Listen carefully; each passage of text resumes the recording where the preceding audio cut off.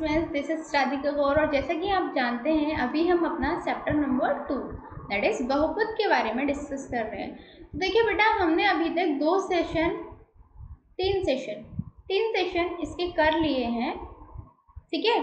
और हम अभी सेशन नंबर 4 पे बढ़ते हैं, ठीक है, जिसमें हम किसके बारे में पढ़ेंगे, गुणनखंड प्रमेय के बारे में स्टडी करेंगे। तो आई होप आप इस सेशन करने के लिए फटाफट से रेडी हो और जल्दी से आप अब इस सेशन को समझने की कोशिश करेंगे। चलिए फिर शुरू करते हैं। सबसे पहले बात आती है कि जो गुणनखंड प्रमेय है वो कहती क्या है। देखिए, आपका एनसीईआरटी का उदाहरण नंबर 10 देखिएगा आप। उस स्थिति में आपको ये नजर आएगा कि शेषफल यदि आपका ये होगा, क्लियर, तो इसीलिए 2t + 1 qt का क्या होगा, एक गुणनखंड होगा। अर्थात उस सवाल से आप इतनी सी सिंपल सी बात समझेंगे। देखिए, मैंने इस चीज़ को यहाँ पे क्यों लिखा, इसलिए लिखा क्योंकि आपको ये चीज़ समझा पाऊँ कि qt बराबर 2t + 1 × gt होता है, क्लियर। और ये चीज़ आप उदाहरण नंबर 10 में भी देख सकते हैं, ठीक है। मैं उसको अभी आगे और अलग अलग तरीके के एग्जाम्पल देके आपको समझाऊंगी, ठीक है। बट इस तरीके से आप कैसे सवालों को क्वेश्चन करेंगे, कैसे क्वेश्चंस को हल करेंगे, उसके लिए आपको ये फॉर्मूला याद करना ज़रूरी है। क्या, qt बराबर 2t + 1 × gt, क्लियर। ये कौन कहता है, ये हमारी गुणनखंड प्रमेय कहती है, क्लियर बेटा। देखिए, तो सिंपल सी बात है, अभी हम एक उदाहरण लेते हैं। मैंने कहा था ना आपको उदाहरण लेके समझाऊंगी। तो देखिए, आपके पास यदि px की घात n इज ग्रेटर देन 1 वाला कोई बहुपद हो और a क्या है, कोई वास्तविक संख्या हो, तो x - a px का एक गुणनखंड होता है यदि pa बराबर 0 हो। दूसरी चीज, pa बराबर 0 होता है यदि x - a px का एक गुणनखंड हो। ये दोनों चीज ही हमारी कौन कहता है, गुणनखंड प्रमेय कहते हैं। इसके उदाहरण भी हम सॉल्व करेंगे, लेकिन सबसे पहले हम ये समझते हैं कि गुणनखंड प्रमेय आखिर कहती क्या है। तो सिंपल सी बात है कि यदि px जो है कोई घात n की पावर ग्रेटर और स्मॉलर देन, ग्रेटर और bigger than, okay, greater and equal to 1 हो, clear, greater and equal to 1 हो, मतलब या तो उसके बराबर हो या उससे बड़ी हो, ऐसी घात वाला पद हो, एक बहुपद हो, तो a और वहाँ पे कोई वास्तविक संख्या हो, तो उस केस में पहली बात तो ये है कि x - a जो होगा वो px का एक गुणनखंड होगा यदि pa बराबर 0 हो, पहली चीज। दूसरी ये कि pa बराबर 0 होता है यदि x - a px का एक गुणनखंड हो, ठीक है। ये दो चीज आप समझिए। तो शेषफल प्रमेय द्वारा मैंने आपको इस सेशन से पहले, गुणनखंड प्रमेय से पहले आपको शेषफल प्रमेय भी कराई थी, क्लियर। तो शेषफल प्रमेय द्वारा हमने ये चीज पढ़ी थी कि px बराबर होता है x - a qx + pa, clear. ये चीज हमने वहां से पढ़ी थी। यदि pa बराबर 0 होगा तब px बराबर होगा x - a qx, ठीक है, जो दर्शाता है कि x - a px का एक क्या है, गुणनखंड है। सेम यदि x - a px का एक गुण ये है तो px का एक गुणनखंड है, तो किसी बहुपद gx के लिए px बराबर क्या होगा, x - a gx होगा। इस स्थिति में हम कह सकते हैं कि pa बराबर कितना होगा, a - a × ga, a - a 0 हो गया तो pa बराबर भी क्या हो गया, 0 हो गया, ठीक है। इस तरीके से हम चीज़ों को देखते हैं और उसकी उत्पत्ति करते हैं। अब चलो हम सीधे आते हैं एग्जाम्पल्स पे, और एग्जाम्पल्स को लेके मैं आपको ये गुणनखंड प्रमेय को अच्छे से समझाने की कोशिश करती हूँ। देखो बेटा, आपको यदि ये क्वेश्चन दिया गया है, जांच कीजिए x + 2 बहुपदों इसका और इसका एक गुणनखंड है या नहीं, क्लियर, हमें ये याद करना है। तो मान लीजिए x + 2 का शून्य कितना है, -2 है, क्लियर, मान के चलते हैं हम। तो px यदि हमें दे रखा है कितना बेटा, x³ + का 3x² + का 5x + का 6, तो इस केस में p - 2 किसके बराबर हो जाएगा, -2 का क्यूब + का 3 × -2 का स्क्वायर + का 5 × -2 + का 6। तो यहाँ से बेटा -2 का क्यूब + का 3 × -2 का स्क्वायर + का 5 × -2 + का 6 हो जाएगा। इसको सॉल्व करेंगे हम तो -8 + का 12 - का 10 + का 6 इसको हल करेंगे तो हमें बचेगा 0। क्लियर। तो मतलब ये तो हमारा सिंपल सी बात है कि जो x+2 है वो मतलब x+2 का शून्य -2 है, ये हमारे यहाँ से सिद्ध हो गया। अब हम क्या करेंगे, गुणनखंड प्रमेय लगाएंगे। गुणनखंड प्रमेय को इंग्लिश में कहते हैं फैक्टर थ्योरम। फैक्टर थ्योरम लगाएंगे बेटा, और उसके अनुसार देखेंगे कि x+2 इसका गुणनखंड है। क्लियर, x+2 इसका गुणनखंड है। उसके लिए हम क्या करेंगे, s-2 के बराबर रखेंगे। 2 - 2 + 4 बराबर 0 के हो जाएगा। क्लियर। यहाँ से देखिए x+2 और 2x+4 का एक गुणनखंड है। क्लियर। वास्तव में गुणनखंड प्रमेय लागू किए बिना ही आप इसकी जांच कर सकते हैं। क्यों? क्योंकि 2x+4 किसके बराबर होता है बेटा, 2x+2 के बराबर होता है। क्लियर। इस तरीके से हम चीज़ों को हल कर लेते हैं।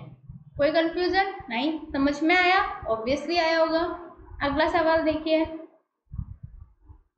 क्वेश्चन हमारा ये है बेटा कि यदि x-1 इसका एक गुणनखंड है तो हमें k का मान ज्ञात करना है। क्लियर। अब देखिए 4x³ प्लस का 3x² माइनस का 4x प्लस का k का एक गुणनखंड क्या x-1 है। क्लियर।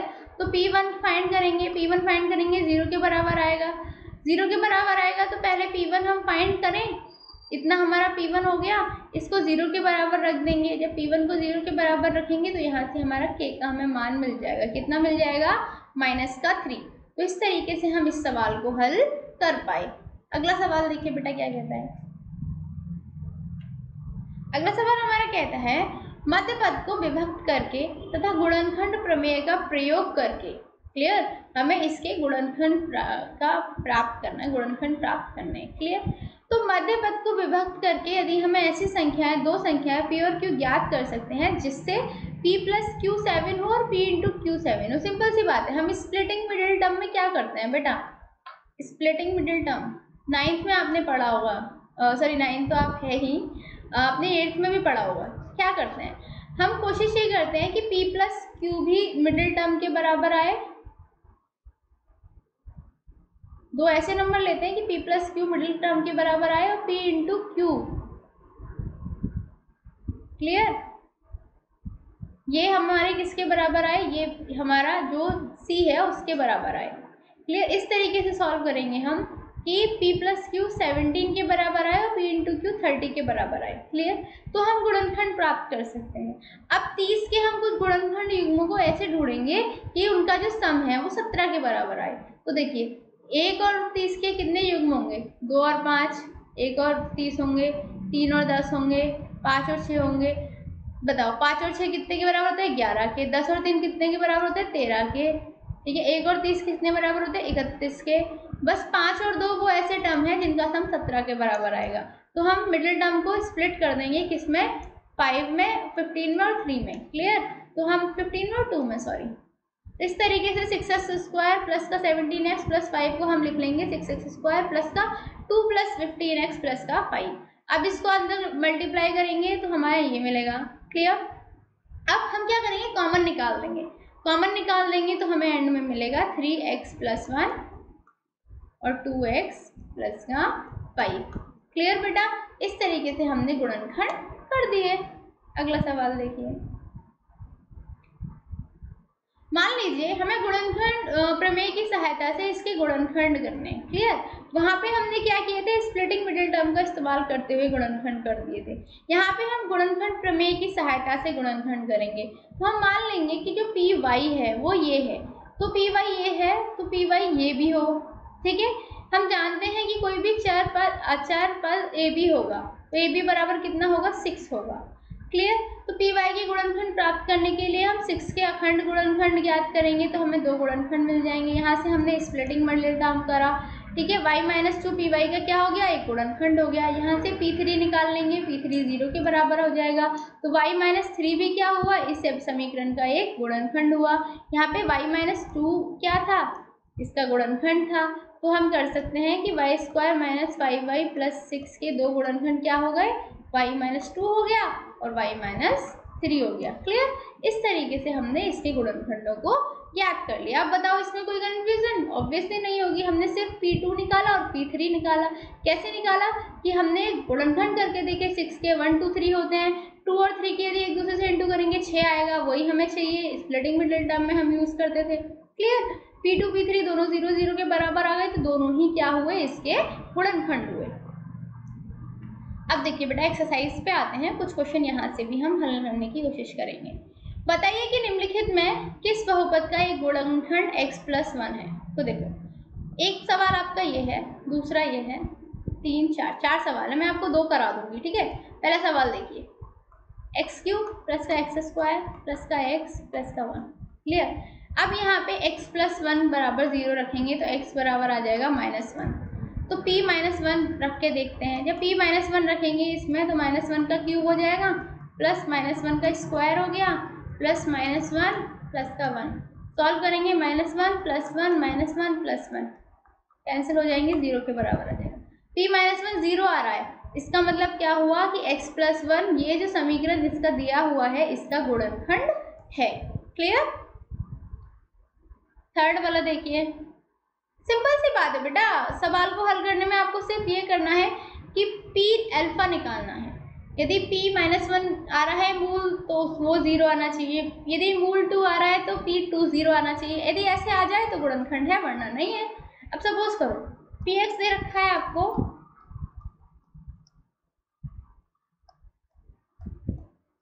ठीक है, ये आपको px दे रखा है।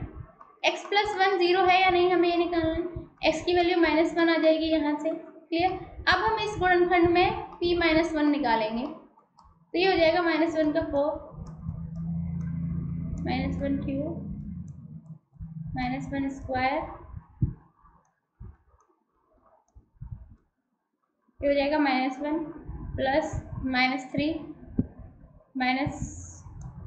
+2 -1 प्लस 1।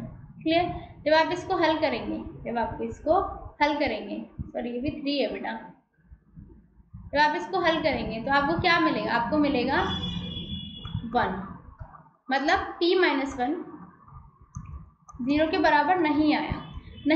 इसका मतलब क्या हुआ कि x+1 जो हमारा गुणनखंड है x4 + 3x², ये जो बहुपद है, सॉरी इस बहुपद का x+1 जो है वो कोई गुणनखंड नहीं है। क्लियर?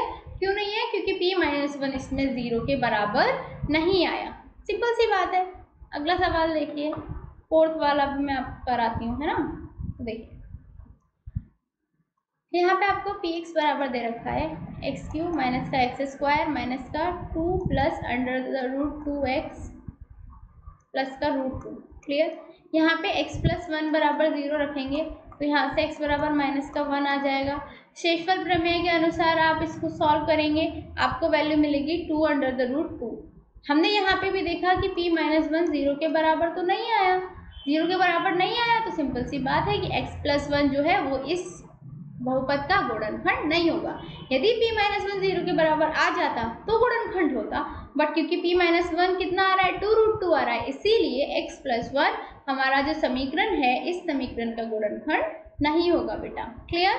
अगला सवाल देखिए, हमें यहाँ पे भी गुणनखंड प्रमेय का इस्तेमाल करना है और यह बताना है कि निम्नलिखित स्थितियों में से प्रत्येक स्थिति में px gx का गुणनखंड है या नहीं है। देखो px ये है, gx ये है, इस पॉलिनोमियल का ये गुणनखंड है या नहीं है हमें ये बताना है। तो हम यहाँ पे क्या करेंगे, gx बराबर 0 रखेंगे, यहाँ से x बराबर आ जाएगा -1 फर्स्ट क्वेश्चन में। दूसरा क्वेश्चन मैं बताती हूँ करके, आप फर्स्ट उसी तरीके से कर लीजिएगा। देखिए आपके पास ये है,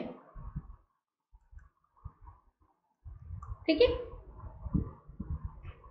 आपको gx दिया हुआ है इतना, इसको आप 0 के बराबर रखेंगे, x बराबर आ जाएगा -2। तो हमें निकालना है यहाँ पे p-का, जब आप -2 p की वैल्यू -2 रख के इक्वेशन को सॉल्व करेंगे तो आपको आंसर मिलेगा -1।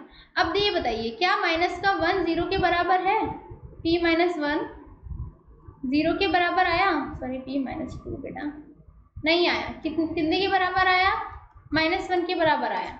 तो ये हमारा गुणनखंड नहीं हुआ, जो gx है वो px का गुणनखंड नहीं हुआ। तो सिंपल सी बात है, गुणनखंड है या नहीं है यह निकालने के लिए हमें ये देखना पड़ेगा कि जो भी हमारा मूल है यदि उसको रख के हम पॉलिनोमियल को सॉल्व करें, बहुपद को सॉल्व करें, तो उत्तर हमारा 0 के बराबर आ रहा है या नहीं आ रहा है। क्लियर? ये वाला सवाल और देखिए, आपके पास px दे रखा है, ये gx दे रखा है, ये यहाँ से आप x की वैल्यू 3 के बराबर आ जाएगी, मतलब आपको p3 निकालना है। जब आप p3 निकालेंगे तो बेटा आपको आंसर मिलेगा 0, क्योंकि p3 किसके बराबर है? 0 के बराबर है, इसीलिए जो gx है वो px का गुणनखंड है। क्लियर? यदि ऐसा होता कि p3 0 के बराबर नहीं होता, इस केस में जो gx है वो px का गुणनखंड नहीं होता, बट यहाँ पे साफ साफ दे रखा है कि p3 0 के बराबर है, तो इसीलिए जो gx है वो px का गुणनखंड हो गया। तो सिंपल सी बात है, ठीक है ना। तो देखो बेटा, आज हमने क्या पढ़ा? आज हमने पढ़ा कि जो हमारी गुणनखंड प्रमेय है वो क्या कहती है, फैक्टर थ्योरम है वो हमारी क्या कहती है। साथ में हमने ये सीखा कि फैक्टर थ्योरम का इस्तेमाल करते हुए हम किस तरीके से निकाल सकते हैं कि किसी भी समीकरण का गुणनखंड कोई है या नहीं है। ये चीज़ निकालने के लिए हम फटाफट से क्या करते हैं, या तो स्प्लिटिंग मिडिल टर्म का इस्तेमाल करके देख सकते हैं या फिर फैक्टर थ्योरम का इस्तेमाल करके देख सकते हैं। तो अभी हमने उसी से रिलेटेड कुछ सवालों को हल किया और समझा भी। तो उम्मीद करती हूँ आपको आज का सेशन समझ भी आया होगा और पसंद भी आया होगा।